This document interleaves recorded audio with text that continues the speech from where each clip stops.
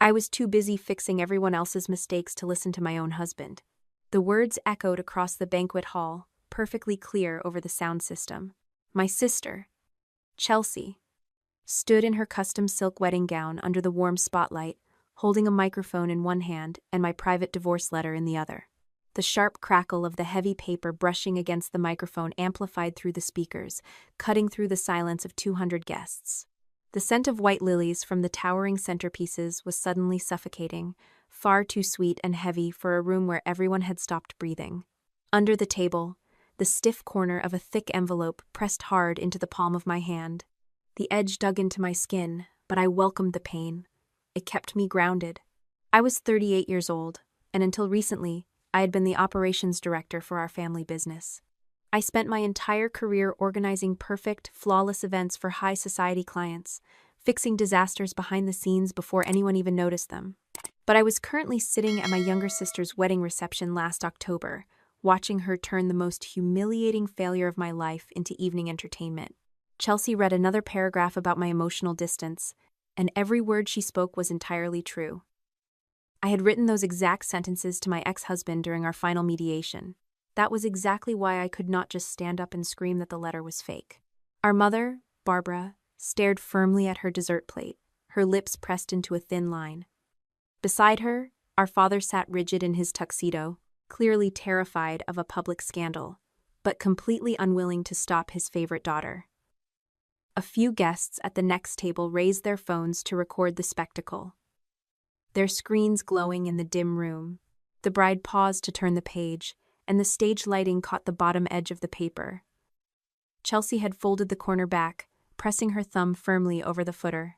But as she shifted her grip to hold the microphone closer, I saw the printed words she was trying so desperately to hide. Page 4 of 5. She was not reading from my original letter. My sister had brought a printed copy, and she had deliberately removed the last page. The realization hit me with absolute clarity, washing away the initial shock. This was not an improvised, drunken speech. Chelsea had calculated this attack. She knew I had the final page, so she decided to strike first, defining me as a crazy, jealous sister, before I could ever speak to her groom. I pushed my chair back and stood up. The heavy wooden legs scraped loudly against the ballroom floor. I did not run toward the stage, and I did not try to grab the microphone from her hands. I simply stood my ground and spoke loudly enough for the front tables to hear. "Why didn't you read the final page, Chelsea?" I asked. Her practiced, radiant smile froze instantly. The bride lowered the microphone just a fraction, her eyes darting toward our parents for a split second before snapping back to me. "Because it changes nothing, Megan," she snapped. My hands felt completely cold, but my voice remained steady. I knew exactly what that missing page contained, and I knew exactly why my sister was terrified of it. I pulled the original 5-page letter from my purse and walked straight past the head table toward the groom. Aaron watched me approach, looking confused and highly uncomfortable in his tailored suit. He had spent the last hour celebrating, completely unaware of the trap his bride had set for him. "Read the last paragraph," I told him, handing over the heavy document. Aaron looked at his bride, then down at the paper. I leaned in and pointed to my own signature at the bottom of page 5. Then I pointed to the formal summary attached by my attorney, Dana. The text detailed a comprehensive forensic technology review, and it linked the fake affair accounts that destroyed my marriage to a digital freelancer. It proved the freelancer was hired directly by Chelsea. Most importantly, it showed the initial deposit was paid using a device registered to Aaron Blake, using a credit card ending in 4 specific digits. Aaron read the lines slowly. He blinked, reading them a second time, and I watched his eyes widen as the reality set in. He recognized the name of his own laptop. He recognized the last 4 numbers of his corporate credit card. The groom turned slowly toward his bride. The confusion on his face was hardening into something much sharper, something dangerous. "Is this true?" Aaron asked. His voice was low, but it carried across the silent dance floor. The bride did not answer him directly. Chelsea pointed a manicured finger at me, her face flushing red. "She is lying," Chelsea said, her voice rising in pitch and bordering on frantic.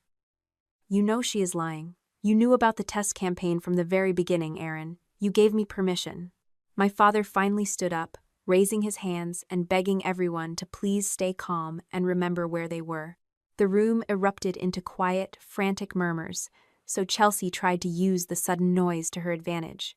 She stepped closer to Aaron, invading his space, and declared that I was just a bitter, jealous woman trying to ruin her perfect day because my own husband had left me. My sister grabbed his arm, her knuckles turning white against his dark jacket. "Tell her you knew," Chelsea demanded. Aaron stared at her hand for a second, then pulled his arm out of her grip. He took a deliberate step back, putting physical distance between himself and his bride. "I do not even know what you are talking about," Aaron replied. Aaron's words hung in the reception hall. Standing there in the silence, listening to the man she was supposed to marry deny any knowledge of her plans, I remembered a time when people called my sister and me the perfect team. 20 months before this ruined wedding, Foster House Events operated on a simple division of labor. Our parents built the company, but we ran it. Chelsea designed the experiences. She picked the historical venues, selected the custom color palettes, and charmed high-end clients into spending double their original budgets. I handled everything else. I held the keys, managed the accounts, and possessed the final authority on all vendor contracts. It worked beautifully on paper, but the balance of power always leaned in my direction. Chelsea created the light, and I controlled the electricity. In February of the previous year, we gathered in the main conference room. Chelsea stood at the head of the mahogany table, projecting a slide deck that looked like it belonged in a glossy bridal magazine.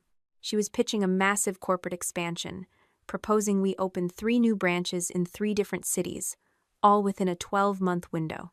Our mother beamed from her seat, nodding along to an inspiring speech about capturing the luxury destination market. The presentation was gorgeous, and everyone in the room seemed completely captivated. But as I looked down at the printed financial packets she had distributed, a quiet alarm went off in my head. The numbers did not make sense. The projected revenue for the first quarter was astronomically high, while the estimated labor costs for 3 brand new teams were suspiciously low. There was also a massive line item labeled simply as a vendor securing commission, completely lacking any specific payee information. Instead of asking my sister about the discrepancies over coffee later, I opened my laptop right there at the table. Logging into the company network, I pulled up the original spreadsheet for the proposal. The file contained a detailed version history. Scanning through the edits revealed exactly what I was looking for, and it was much worse than a simple calculation error. Someone had manually increased the revenue projections and drastically cut the labor estimates 2 days after our accounting department had signed off on the initial draft. That was my fatal flaw. I was absolutely right about the corrupted data, but I used my correctness like a blunt instrument. The debt risk was too high to delay the conversation, so I did not wait for a private moment to ask her why the numbers had changed. I brought it up immediately, pointing out the discrepancies right in front of our parents, the independent board chairman, and our chief financial officer. The air in the conference room turned heavy. Chelsea stopped advancing her slides. Her shoulders stiffened under her tailored blazer as she locked eyes with me. "You never trust my vision, Megan," Chelsea said, her voice trembling just a fraction. I should have stopped there, or at least suggested we review the math together after lunch. Instead, I delivered the final blow. "I trust your talent, Chelsea," I replied, keeping my voice perfectly level. "I do not trust your judgment with this much debt." Those words landed like rocks on the glass table. Our independent chairman cleared his throat and closed his folder, while the chief financial officer suddenly found his shoes incredibly interesting.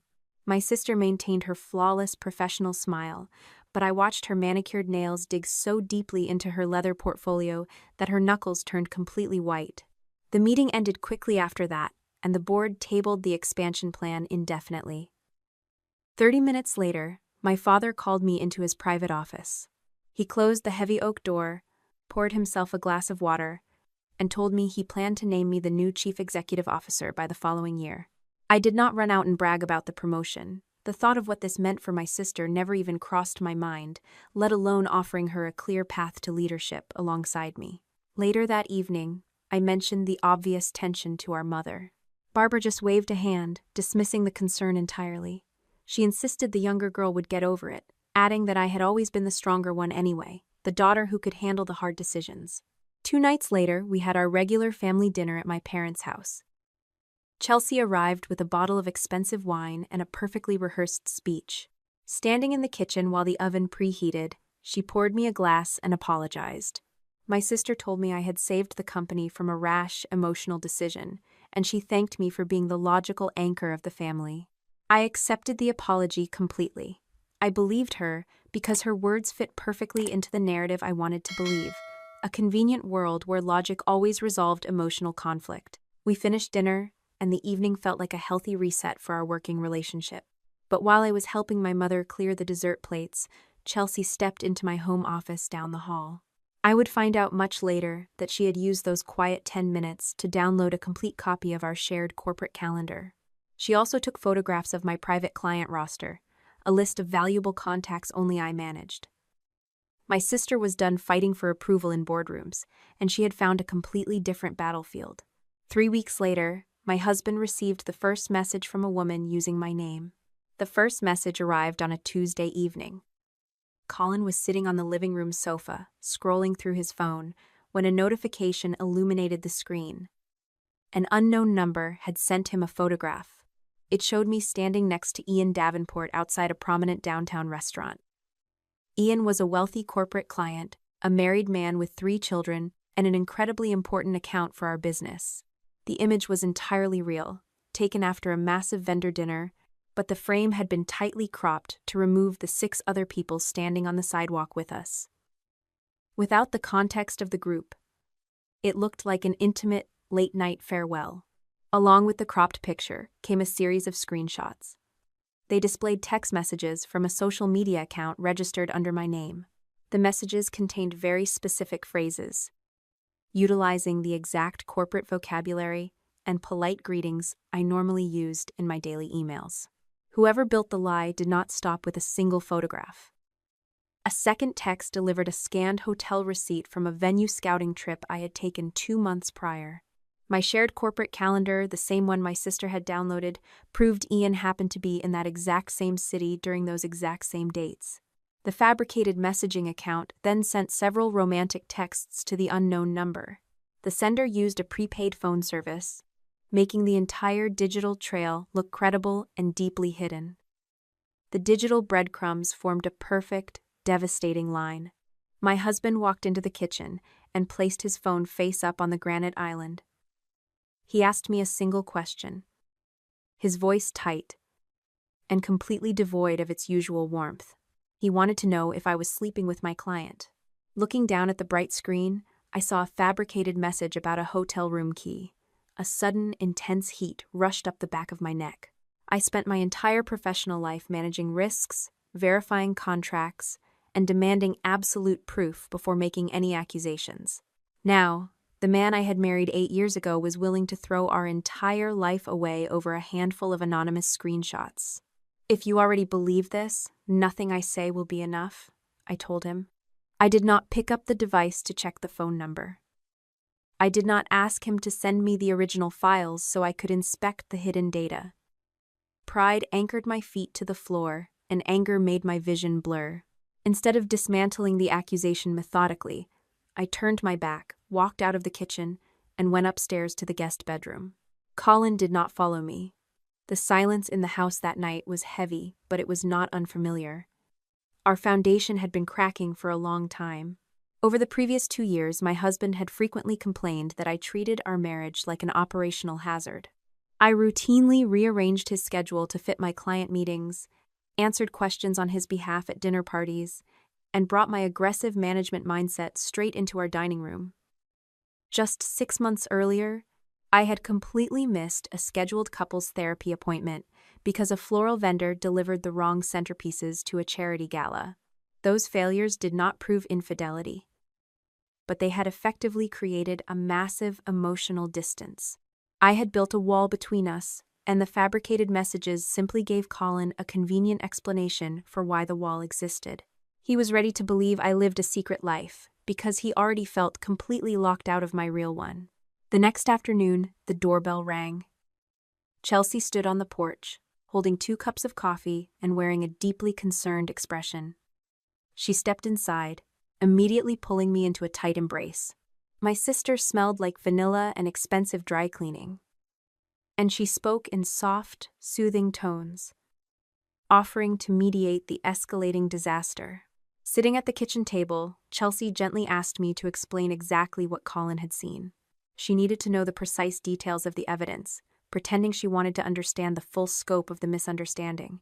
I poured out every detail, completely unaware that I was giving the architect a real-time status report on her own demolition project.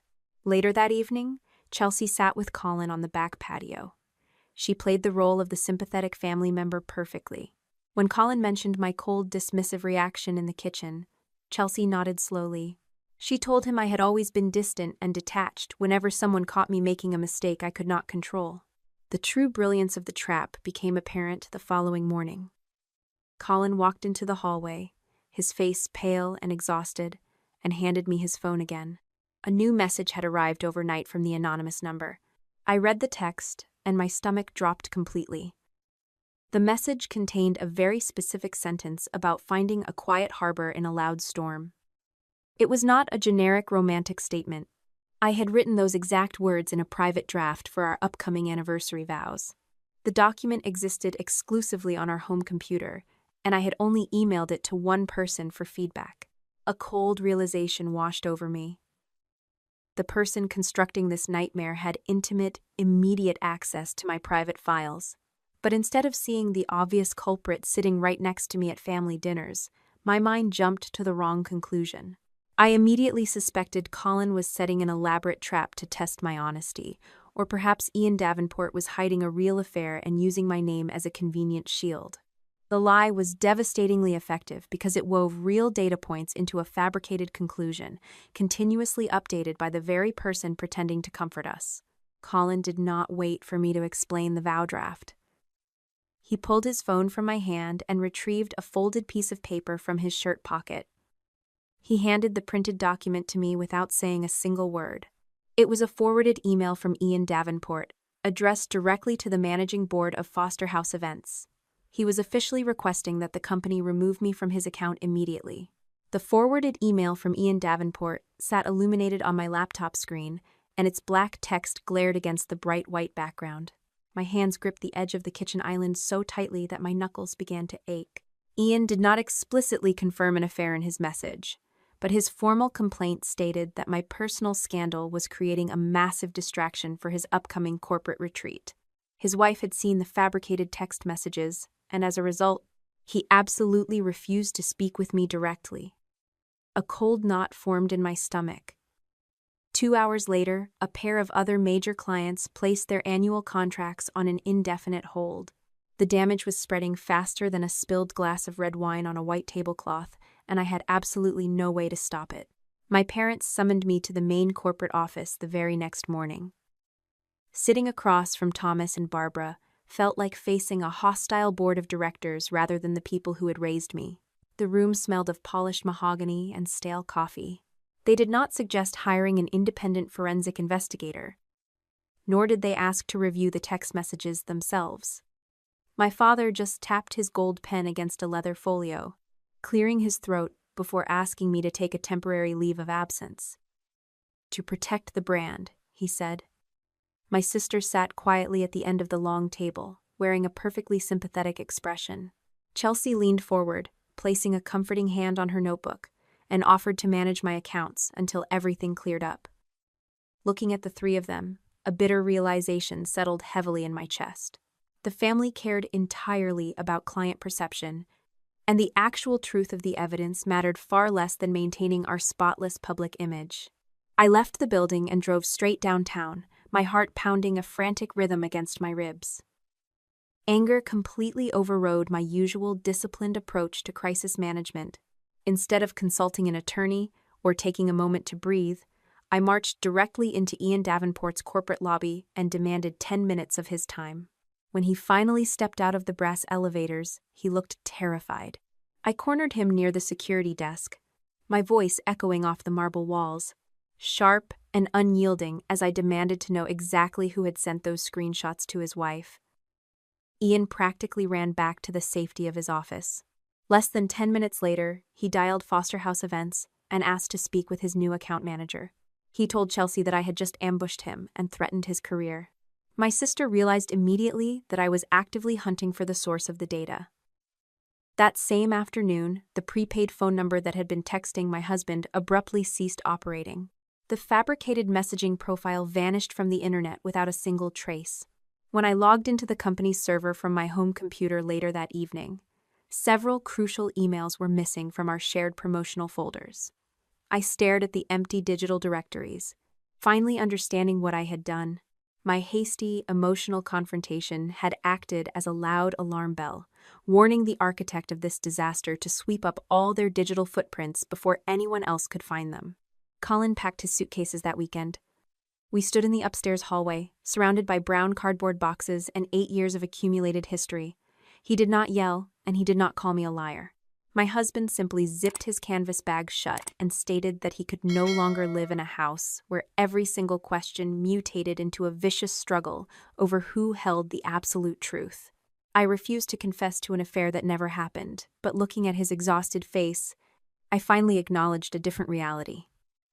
I had spent years treating our marriage like an operational hazard, constantly overriding his decisions and effectively locking him out of my daily life. We separated that afternoon, and the silence he left behind was completely deafening. Months passed, pulling us steadily toward a final mediation session. On a quiet Tuesday in January, I sat at my dining table and handwrote a 5-page letter to Colin. The first 4 pages contained a brutal, honest accounting of my actual flaws. I admitted to my relentless need for control, my obsession with work, and the coldness that had slowly driven us apart. But the 5th page was different. On that final sheet of paper, I explicitly stated that I still believed the infidelity evidence was entirely fabricated, and I absolutely refused to sign my name to a fictional story someone else had authored. I kept the signed original document safely in my possession. Colin received a full photocopy during the mediation process, and still desperate for my family to understand his side of the collapse, he carried that exact copy to my parents' house a week later. My father and mother listened to his explanation in their living room, and Colin left the thick stack of papers resting on their glass coffee table when he departed. According to the security system timestamps I would uncover much later, Chelsea happened to be visiting that very afternoon. While the papers sat unattended in the quiet house, my sister quietly scanned the entire document and placed the stack right back where Colin had left it. She secured the exact words she needed without ever having to steal the physical copy. Months later, while preparing for her wedding reception, Chelsea printed a fresh version containing only the first 4 pages. She carefully practiced holding the paper, ensuring her thumb would perfectly cover the footer marking page 4 of 5. By the time the divorce was final, Chelsea had my office, my clients, and a copy of every sentence I was ashamed to have written.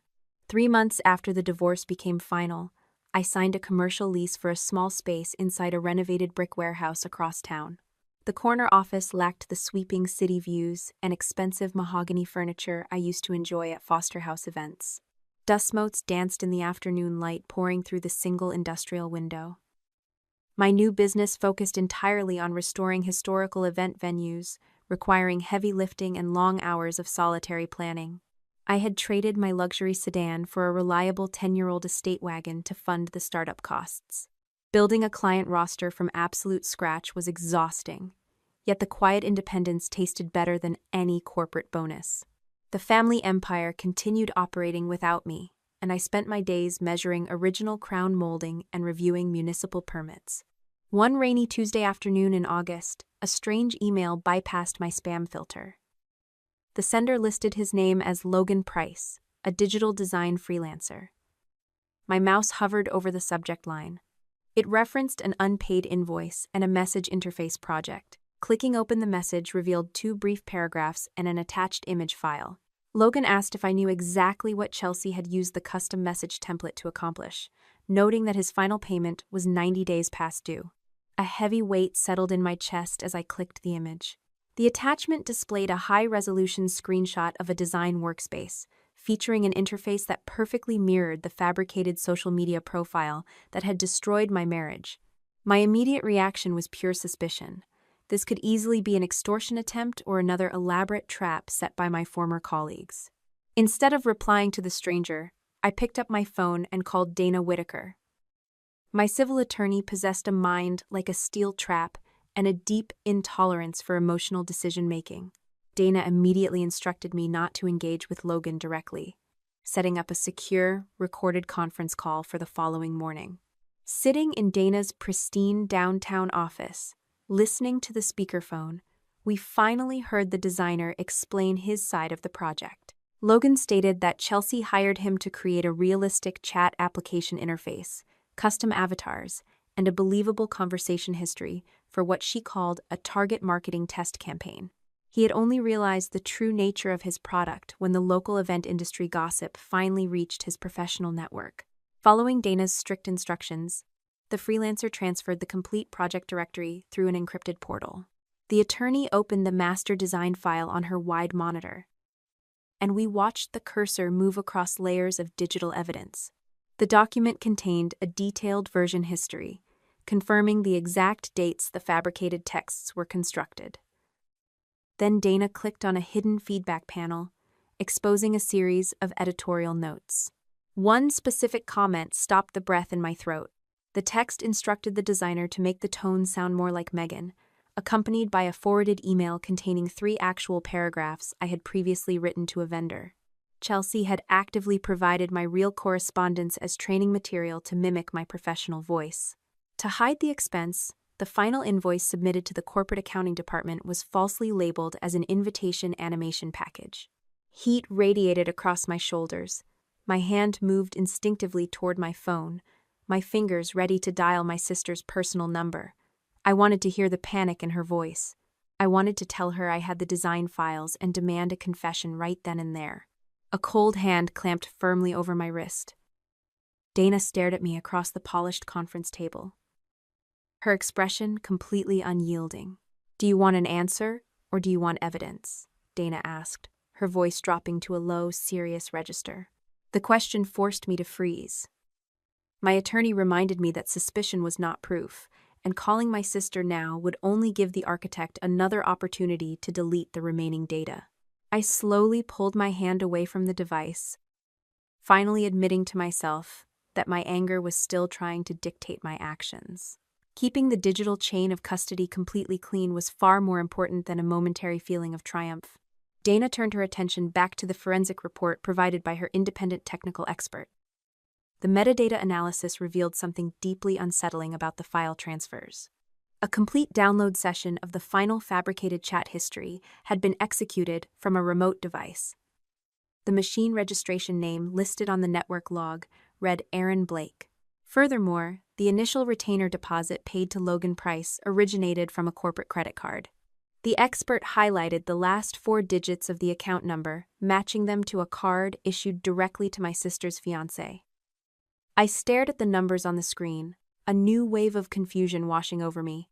Aaron was a brand consultant, a man who always seemed polite and completely disconnected from the toxic dynamics of my family. I had no idea if he was an active accomplice in the character assassination or simply another victim being manipulated behind the scenes. Dana rotated the heavy laptop toward my side of the desk and tapped her pen against the illuminated screen. "The machine that built the lie belonged to the man she is marrying in 6 weeks," Dana said. Dana wasted no time after discovering the digital footprint linked to the upcoming wedding. My civil attorney officially transmitted a formal legal notice demanding the strict preservation of all electronic communications, project backups, and corporate servers to Chelsea, Foster House Events, and every related data storage vendor. The notification avoided detailing our entire legal strategy, focusing exclusively on listing the specific categories of digital material that must remain intact. Meanwhile, Logan signed a comprehensive sworn affidavit and willingly surrendered his primary workstation so our forensic specialists could create a secure, bitstream backup of the hard drive. Working alongside our technical expert, we pulled travel itineraries, corporate calendar logs, and convention registration files for Aaron.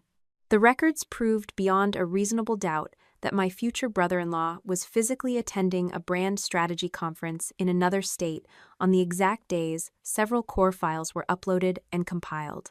That timeline did not completely absolve him of all responsibility. Since someone could theoretically abuse unattended hardware or shared credentials, but it significantly increased the likelihood that my sister had exploited his equipment without his explicit knowledge. Despite knowing the risks of speaking to him, I decided the groom deserved to hear the truth before walking down the aisle. A man about to bind his life to a chronic liar deserved a fully informed choice, and hiding the data any longer felt like participating in the deception. Before I could reach out to the groom, family pressure arrived at my warehouse office, wrapped in the guise of medical concern. Our father had recently suffered a mild cardiac scare, and Barbara drove across town to deliver a stern warning. Seated across my small wooden desk, my mother urged both daughters to stop causing public disturbances while Thomas recovered. I refused to offer an unconditional promise of silence. Instead, I drew a firm, unyielding boundary, explaining that I would keep the investigation quiet only if Chelsea launched no further public attacks and if Aaron received the documentary evidence he needed. Barbara shook her head, dismissing my conditions entirely, and accusing me of searching for any possible excuse to cast a shadow over her favorite daughter's wedding day. My sister learned that the freelancer had cooperated with our legal team much faster than anticipated. Panicking as she realized someone still possessed the master source files, Chelsea suddenly transferred a large sum of money through a digital payment application to Logan's account. Along with the unexpected cash, she attached a demand that he immediately sign a retroactively dated statement, declaring the interface project was nothing more than an entirely fictional, independent piece of graphic art. Logan forwarded the notification straight to Dana within minutes of receiving it. Reading through the new message string, I understood that my sister finally realized an independent witness held the digital keys to her undoing. With the rehearsal dinner only 24 hours away, I sent a brief text message to Aaron asking for 10 private minutes to speak before the evening festivities began. I kept the message completely vague, avoiding any mention of the legal files over cellular networks. Unfortunately, my sister monitored her fiancé's communications closely that week. Chelsea must have intercepted the notification or heard Aaron mention the incoming request, because she immediately intervened. She spun a dramatic narrative for her groom, claiming I was suffering another emotional episode driven by lingering bitterness over my recent divorce. Aaron politely canceled our planned meeting via a short text message, suggesting gently that I could send whatever documents I wanted after the weekend celebrations concluded. That evening, a loyal former employee at the family business reached out through a secure messaging app, forwarding a digital copy of the updated master schedule for the wedding reception. Glancing over the revised timeline, my eyes locked onto a newly inserted segment positioned right before the first dance. Chelsea had added a formal item titled with a sweet, familial phrase. A cold certainty settled over my bones. My sister had successfully secured a scanned copy of my divorce letter during her visit to our parents' house months earlier, and she planned to use it as a public weapon. I knew walking into that ballroom would invite immediate humiliation, but staying away meant letting the lie stand as absolute truth. I carefully gathered the 5-page original document and the comprehensive legal summary prepared by Dana, sliding them into a structured leather folder. I packed the files into my purse, still holding on to the fragile hope that a private conversation with the groom would prevent a public disaster. The silence that followed the groom's denial hung thick in the grand ballroom, pressing down on the 200 guests who had come expecting a fairy tale and found themselves trapped inside a public execution. Aaron stood motionless near the altar steps, his eyes wide and fixed on the bride. Chelsea stared back at him, her chest heaving beneath layers of white silk as the rehearsed perfection of her wedding day fractured completely. My sister struggled to find her footing, her hands trembling as she still clutched the microphone. "You told me it was just a branding experiment," Chelsea said, her voice cracking, as she tried to force the blame back onto the man she was moments away from marrying. "You helped me design the entire layout, Aaron." The groom took another slow step backward, putting physical distance between himself and the altar. He shook his head slowly, a deep frown carving lines into his forehead. I never gave you permission to use my corporate credit card or my private device to frame anyone, Aaron replied, his voice rising just enough to cut through the anxious whispers rippling through the front rows. I did not wait for the argument to escalate further or for the hotel staff to panic. Stepping out from the aisle seats, I walked past the floral arches directly toward the head table. My purse felt heavy against my shoulder, carrying the tangible proof Dana had assembled. Opening the structured leather folder, I pulled out a sealed manila envelope and placed it on the white linen tablecloth right in front of the groom. Here is the complete forensic timeline, I told Aaron, keeping my tone completely steady. The developer's sworn affidavit, the original version history logs, and the metadata tracking every unauthorized file transfer straight to your hardware. Before the bride could lunge forward to snatch the packet away, Aaron reached out and scooped the envelope into his hands. He did not open it right there in front of the crowd, but he gripped the thick cardboard like a lifeline. Our mother finally reacted to the chaos unfolding under the crystal chandeliers. Barbara hurried down the central aisle, her face flushed with humiliation, and grabbed my arm with surprising strength. "Get out of here, Megan!" Barbara hissed, her voice shaking with rage. "You have ruined your sister's life, just like you always wanted. Get out before I have security throw you into the street." Our father stood near the edge of the stage, looking 20 years older than his actual age. Thomas raised a trembling hand toward the band leader, frantically signaling for the musicians to play anything at all, to drown out the disaster. "I did not ruin this wedding," I said, gently pulling my arm from our mother's grasp without raising my voice. "She chose to build a marriage on a foundation of forged documents and stolen identities. I merely asked her why she skipped the final page." Aaron looked up from the manila envelope, his expression hardening into absolute clarity.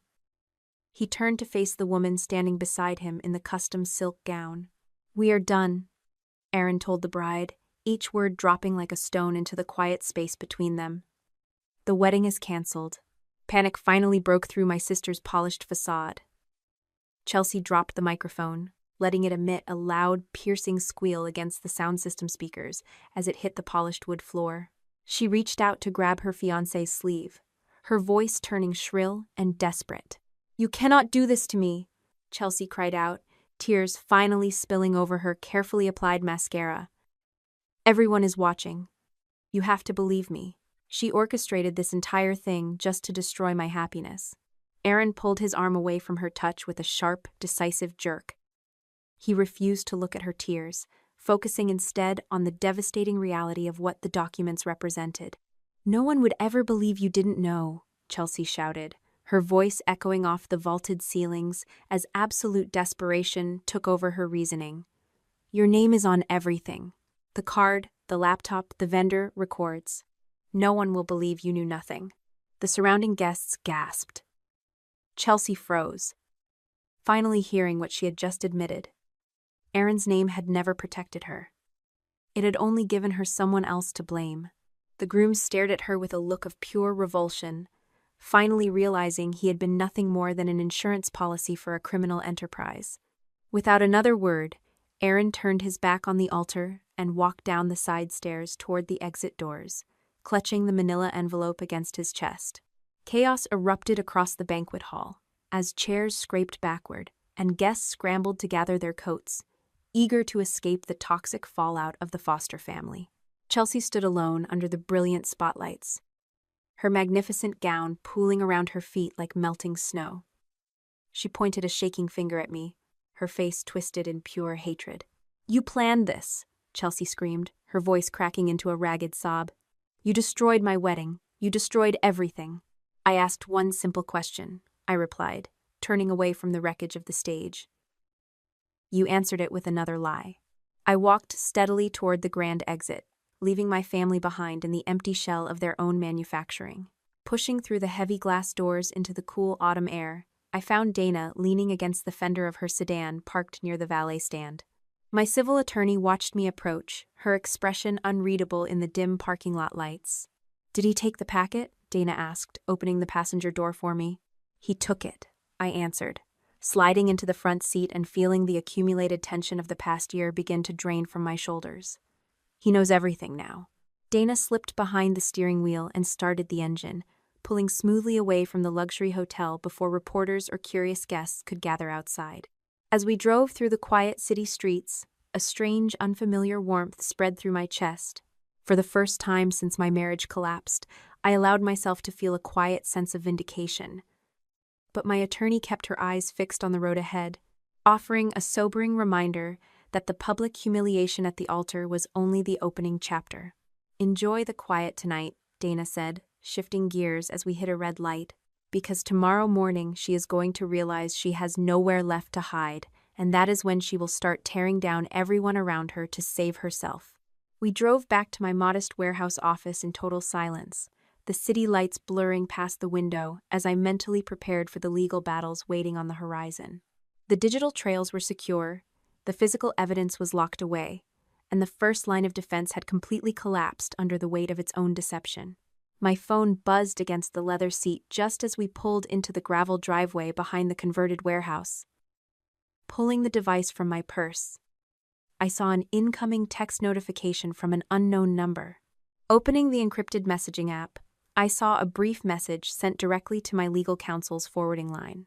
The text came straight from Logan Price, the digital designer who had built the original fabricated interface months ago. The words on the screen confirmed my deepest suspicions about how far my sister was willing to go to bury her mistakes.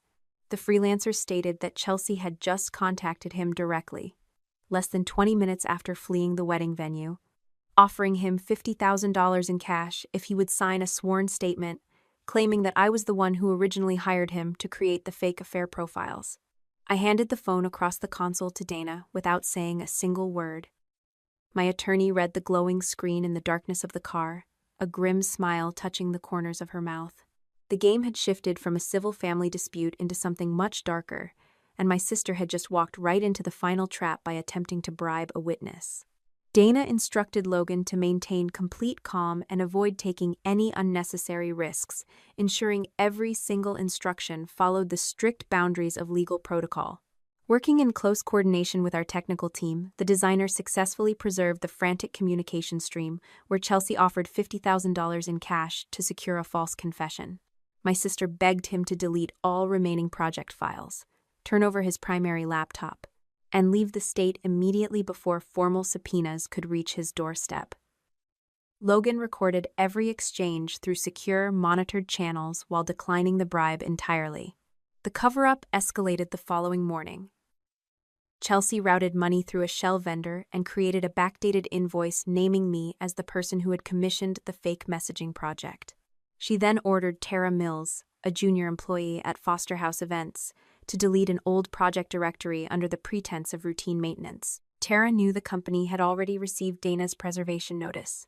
Instead of following the order, she contacted the independent board chairman and saved the email in which Chelsea falsely claimed our father had verbally approved the deletion. When Thomas denied giving any such instruction, my parents finally understood that Chelsea was willing to use his name exactly as she had used Aaron's credit card and laptop. Chelsea later destroyed her old office phone and attempted to close several cloud accounts. But the evidence no longer depended on the device in her hand. Verified copies already existed on the corporate backup system, Logan's preserved workstation, and the forensic image created by Dana's technical expert. Destroying the phone did not erase the evidence. It added another documented attempt to conceal it. As the corporate investigation tightened around her, my parents made one final, desperate attempt to shield the family name from total ruin. Thomas and Barbara drove out to my warehouse office on a cold Tuesday afternoon, carrying the heavy burden of their declining health and decades of ingrained denial. My father offered a substantial financial settlement, promising to buy out my remaining shares in the family business at full market value, and demanding that I return to my old executive office. He urged me to let the family handle Chelsea through private channels, hoping a quiet, internal disciplinary action would resolve the crisis before law enforcement became permanently involved. Barbara joined in the plea, warning me that a criminal conviction would completely destroy her daughter's future. "She is your sister, Megan," Barbara said, her voice cracking as she grasped the edge of my wooden desk. "You cannot let them put her in prison." I looked across the small room at the two people who had spent my entire life rewarding deception while demanding my absolute endurance. I acknowledged that a part of me had desperately wanted my sister to feel true fear, to experience the terrifying uncertainty of watching her carefully constructed world collapse. But looking at the fraudulent documents sitting inside my legal folder, I shook my head and quietly refused to sign any agreement that painted the conspiracy as a simple misunderstanding. The turning point arrived late that evening when Tara Mills walked into our downtown legal suite carrying a thick manila folder of her own. The young employee delivered the digital access ticket, showing the exact timestamp of the server deletion command, along with a saved copy of the deceptive email where Chelsea explicitly invoked our father's name to force the compliance. Furthermore, Tara brought forward the complete, unedited backup directory she had managed to preserve according to proper corporate compliance procedures. Reading through the freshly compiled evidence, the independent chairman of the board made a definitive executive decision. He closed his leather folio, looked squarely at my father, and stated that the matter had long since moved beyond the boundaries of a private family disagreement. The leadership team formally authorized the transmission of the complete investigative dossier to the state prosecutor's office, ensuring that the digital footprints, the fabricated financial records, and the obstruction of justice charges would be evaluated by the proper legal authorities without further corporate interference. Over the next 3 months, the independent board of directors conducted a formal investigation that moved with none of the chaos of the wedding and all of the weight Chelsea had been trying to escape. There were no screaming guests, no dropped microphones, and no dramatic accusations. There were only conference rooms, sealed evidence folders, recorded interviews, and the slow accumulation of facts. Logan was interviewed first. He brought the original project files, the unpaid invoice, the version history, and the messages in which Chelsea had instructed him to make the fabricated conversations sound more like me. Tara followed with the deletion request, the email falsely claiming our father had approved it, and the backup directory she had preserved after receiving the legal notice. The accounting department produced payment records showing that company funds had been routed through a vendor account connected to the false interface project. Aaron cooperated without hesitation. He turned over his laptop, credit card statements, travel itineraries, conference registration records, and hotel access logs. The forensic review confirmed that he had been out of state when several of the core files were created and transferred. His device had been used, and his corporate card had been charged. But the timeline cleared him of active involvement. Chelsea had not trusted him with the truth. She had only trusted his name to absorb the blame if the scheme ever surfaced. I attended none of the interviews. Dana advised me to stay out of the process unless the board requested my testimony. She knew how easily Chelsea could accuse me of directing the investigation out of revenge. For once, I listened. I allowed the evidence to speak without trying to control the order in which anyone heard it. By January, the board had reached its conclusion. Chelsea's employment was terminated for misuse of company funds, falsification of records, interference with an internal investigation, and conduct that exposed Foster House events to serious financial and legal risk. Her unvested executive bonuses were revoked. She was ordered to repay the unauthorized expenses charged through the false vendor accounts. The company also issued a public correction to former clients, employees, and business partners, confirming that the allegations against me had been fabricated and that I had never engaged in professional misconduct. The statement did not restore the year I had lost, but seeing my name printed beside the word exonerated affected me more deeply than I expected. Colin read the correction too. He sent a brief message asking if I was willing to meet. I did not answer immediately. Vindication had given me the truth back, but it had not repaired the trust we had both allowed to collapse. Once the board completed its internal findings, Dana filed my civil claims for defamation, interference with business relationships, and lost income. She documented the clients who had suspended contracts, the salary and benefits I had lost, and the financial damage caused by being forced out of the company. The criminal matter developed separately. The state prosecutor's office reviewed the fraudulent invoices, the witness bribery messages, the server deletion order, the misuse of Aaron's identity, and the destruction of evidence after Chelsea had received formal notice to preserve it. Each item came from a different source. Logan had the project files, Tara had the deletion instructions, Aaron had the device and travel records, the accounting staff had the money trail. None of them depended on my word alone. That mattered. For most of the previous year, Chelsea had survived by making every accusation look like a fight between two bitter sisters.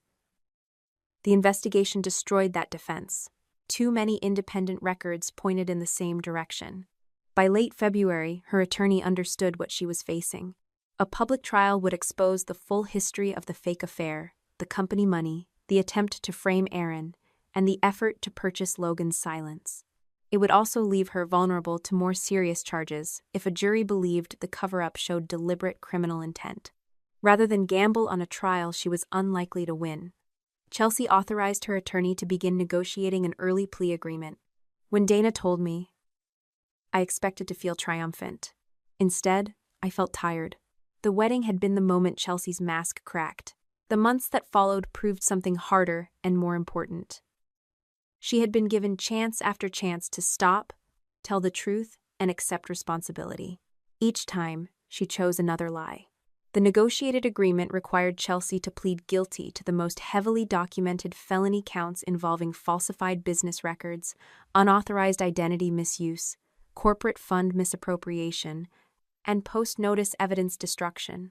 Even as she agreed to the terms of the plea, her legal team attempted to insert a final justification clause blaming me for creating a hostile working environment that supposedly drove her to retaliate. Dana handed me the draft agreement in our office, pointing to the accusatory paragraphs. I flatly refused to sign or authorize any document containing a false narrative that pinned any portion of the forgery on my shoulders. At the same time, I refused to demand a harsher sentence out of pure vengeance, allowing the agreed legal framework to move forward without interference. Barbara arrived at my warehouse office one chilly afternoon, carrying a heavily worded letter of clemency requesting a reduced judicial sentence. My mother placed the document on my wooden desk with trembling hands, begging me to sign it before the upcoming court date. She will not survive a prison sentence, Megan, Barbara pleaded, tears spilling over the edges of her glasses. You are the only person who can keep your sister out of jail. I looked across the room at the woman who had spent decades urging me to absorb every family crisis in silence. Did you ever ask Colin to give me a chance before he filed for divorce? I asked, my voice dropping to a steady, quiet register. Did you ever ask the board to spare my career before you locked me out of the company? My mother sat in complete silence, unable to offer a single word in her defense. I did not sign her petition, yet I refused to submit an additional statement pushing for maximum punishment. I left the final outcome entirely in the hands of the legal system, keeping my distance from the emotional appeals of a family that had never truly protected me when the lies began. The morning air of May carried a sharp, unyielding chill through the tall windows of the state courthouse, but inside the crowded courtroom, the atmosphere felt heavy and completely devoid of oxygen. I sat on the wooden bench in the third row, my fingers resting quietly over the leather strap of my purse, while the judge reviewed the final paperwork submitted by both legal counsels. Months of relentless investigations, verified digital backups, and painful family confrontations had finally compressed into this single, quiet room. Chelsea stood beside her defense attorney near the front, wearing a plain gray suit that lacked every trace of the effortless elegance she used to project at our family events. Her posture was stiff, and her eyes remained fixed on the polished mahogany surface of the defense table, refusing to look back toward the gallery where our parents sat in stony silence. The presiding judge adjusted his glasses, cleared his throat, and formally addressed the court regarding the negotiated plea agreement that had been filed earlier that spring. Following months of careful review by the state prosecutors, my sister had officially entered guilty pleas for the most thoroughly documented felony counts against her, accepting full responsibility for falsifying business records, misusing corporate funds, utilizing unauthorized digital identities to commit fraud, and deliberately destroying preserved evidence after receiving formal legal notice. The legal framework was precise and final, bypassing the chaotic spectacle of a full public trial while ensuring accountability remained absolute. The judge sentenced Chelsea to 12 months in a minimum security correctional facility, followed by 3 years of supervised probation, mandatory community service hours, and strict financial restitution orders, designed to repay the funds she had diverted from the corporate accounts. There was no theatrical applause in the courtroom, and no sudden outbursts of overwhelming victory. Justice arrived quietly, wearing the sober garments of procedural reality. Before the bailiff escorted her through the side doors toward the holding cells, my sister turned her head slightly and scanned the room until her gaze locked onto mine. The expression in her eyes carried a bitter, exhausted weight. "You got what you wanted," Chelsea whispered, her voice barely carrying across the wooden partition.